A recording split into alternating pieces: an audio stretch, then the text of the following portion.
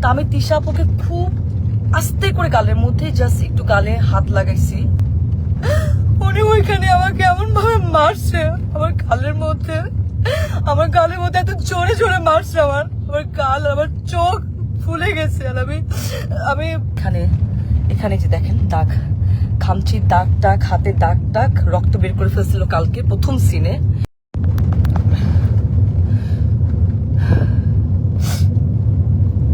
Hello, আসসালামু আলাইকুম। আজকে আমি লাইভে আসছি একটা কথা বলার জন্য। আমার কাছে মনে হয় আমার এটা জানানো উচিত। সো আমি কখনো এইভাবে লাইভে আসিনি, ফর দ্য ফার্স্ট টাইম আমি লাইভে আসছি। সো আমি এই মুহূর্তে আছি হচ্ছে মানিকগঞ্জ।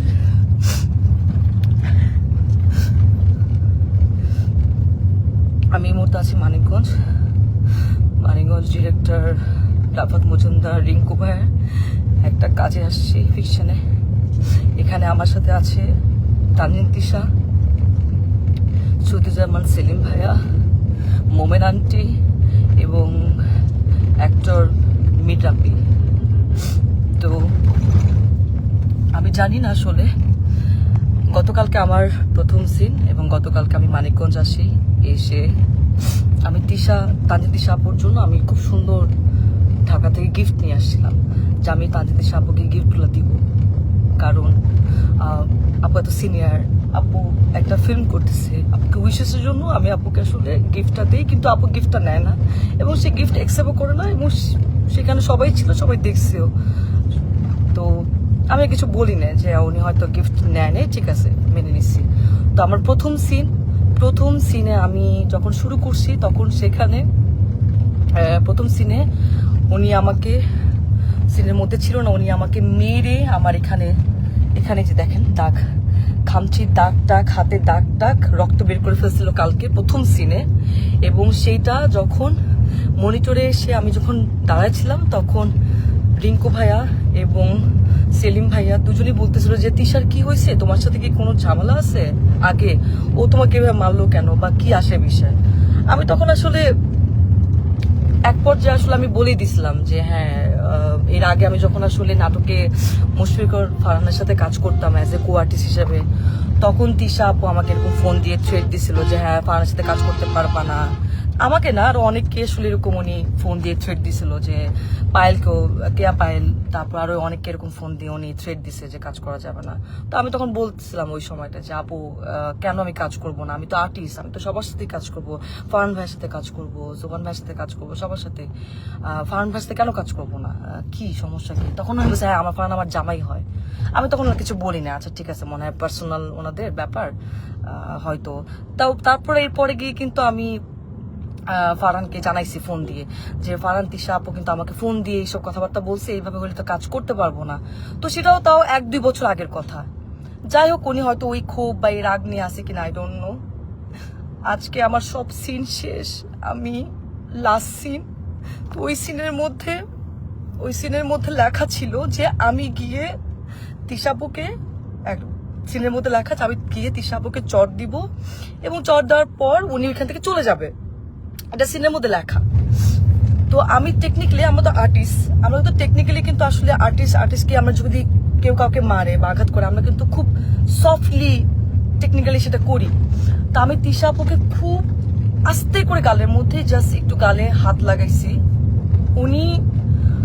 উনি চলে যাওয়ার কথা ছিল, কিন্তু উনি চলে না গিয়ে, উনি সিনের মধ্যে, ক্যামেরা ওপেন ছিল, ক্যামেরা ওপেনে সিন চলতেছে, মানিকগঞ্জে এখানে অনেক মানুষ ছিল, তারপর ডিওপি ভাই আরো সবাই ছিল, এডিটর সবাই ছিল, উনি ওইখানে আমাকে এমন ভাবে মারছে, আমার গালের মধ্যে এত জোরে জোরে মারছে, আমার গাল, আমার চোখ ফুলে গেছে। আর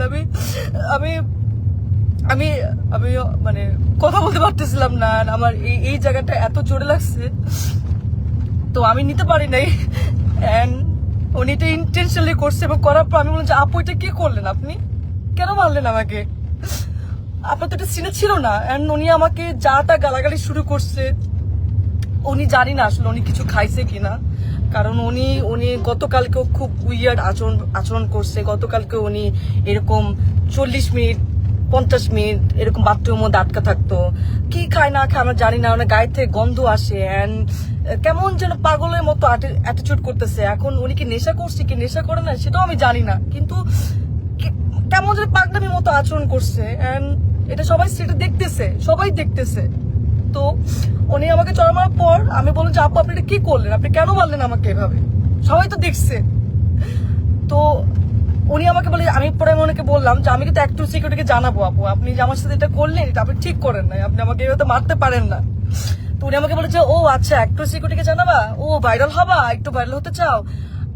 আমি ওনার কথা শুনে অবাক হলাম যে একজন সিনিয়র আর্টিস্ট কিভাবে এই কথাগুলা বলে। অ্যান্ড উনি এত বছর ধরে কাজ করছে ইন্ডাস্ট্রিতে, উনি আরো আমাকে গাইড করবে, উনি আমাকে আরো হচ্ছে হেল্প করবে, কিন্তু উনি যদি উল্টা আমাকে এইভাবে নেগলেক্ট করে কথা বলে তাহলে আমি আর্টিস্ট হই, আমি কিভাবে ওনার সাথে কাজ করব, কিভাবে করব বলেন। এন্ড ওইখানে সবাই আমাকে মানাতে আসছে, আমি সবাই দেখতেছে যে উনি আমার সাথে কারো ব্যবহার করতেছে, আপনারা আমাকে কি মানাবেন। তো আর্টিস্ট হয়ে তো আর্টিস্টের কাছ থেকে এটা তো আমরা একসেপ্ট করতে পারি না। আমাকে এমন ভাবে মারছে, আমার এক পাশে কারের দুলো কোথায় পড়ে গেছে, আমার কোনো কিছু খেয়াল নাই। তো আমি এখন ঢাকায় চলে আসতেছি, আমি একটু সিকিউরিটিকে জানাবো যে একজন সিনিয়র আর্টিস্ট হয়ে এইভাবে যদি আর্টিস্টকে স্ক্রিনের মধ্যে শুটে গিয়ে যদি এভাবে মারে এবং যাচ্ছে তাচ্ছে ভাবে খারাপ ব্যবহার করে তাহলে তো সেটা মেনে নেওয়া যায় না, এইভাবে তো কাজ করা যায় না। আমি তো এর আগেও মেহজাবিন আপুর সাথে কাজ করছি, কাজের দিন রাত্রি, সেখানে বিকি ভাইয়ের কাজ করছি। কই মেহজাবিন আপু তো আমাকে এত সুন্দর করে কিভাবে কাজ করতে হবে আমাকে সাজেশন দিছে, আমাকে এত সুন্দর করে ট্রিট করছে।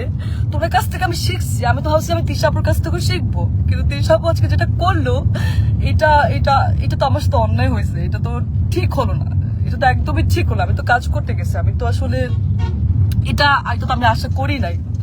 তো যাই হোক, এখন সেলিম ভাইয়া ওনারা সবাই এখানে ছিলেন, সেলিম ভাইয়া ওনারা সবাই দেখছে, এখন ওনারা জানে ওনারা কি ডিসিশন নিবে। কিন্তু আমি ঢাকায় যাচ্ছি, আমি একটু সিকিউরিটিকে জানাবো যে ওনারা আসলে কি ব্যবস্থা নিবে। এবং আজকে যদি এরকম একজন আর্টিস্টের সাথে কাজ করে, মানে আমার যদি এই অবস্থা হয় তাহলে যারা কাজ করছে প্রিভিয়াস বা তারাই বা কি ফেস করছে। তো আমি তো সবসময় আশা করি যে আমি যারা সিনিয়র, যারা মেহজাবিন আপু বা যাদের সাথে কাজ করব, কখনো সামনে যখন কাজ করব তাদের কাছ থেকে আমি শিখবো। কিন্তু তানজিন তিশা আজকে উনি যেটা করলো আমার সাথে, আমি এত নাইসলি ওনাকে গিফট দেওয়ার চেষ্টা করলাম, সেটাও তো নিল না, উল্টা আমাকে মারলো শুটিং সেটে। এটা কি ঠিক করলো? আপনি তো সিনেমা করছেন না, তানজিন তিশা তো সিনেমা করছে, তো একজন সিনেমা আর্টিস্ট তার তো মনটা অনেক বড় হওয়ার কথা ছিল, সে তো আর আমাদেরকে শিখাবে, গাইড করবে, কিন্তু সে সবার সামনে আমাকে এভাবে মারলো।